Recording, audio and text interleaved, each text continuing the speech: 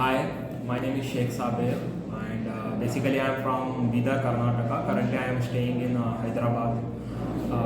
I have completed my graduation in the stream of BSc Bachelor of Science in the stream of Chemistry, Botany and Zoology in 2021 October. After completing my graduation, I took admission in Jspiders, Punjagutta. There in the Java full stack development. There I learned the core Java, advanced Java, web technology and SQL. Core Java by Vivek sir and Pawan sir and Kaushik sir, and web technology by Reshma ma'am, and SQL by Sanjay sir, and aptitude by Vaibhav sir and Arpita ma'am. And after completing my course, I have given mock also.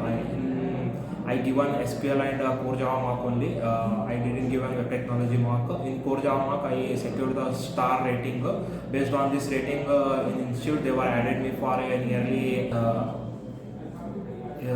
to crack this interview. Both the grooming and aptitude helped me a lot. In grooming section, I have been gone through how the questions will be asked in the interview round. So what are the questions? So probably they might ask in the interview. That grooming section, the session helped me a lot, and aptitude also helped me a lot to crack the interview. Thank you.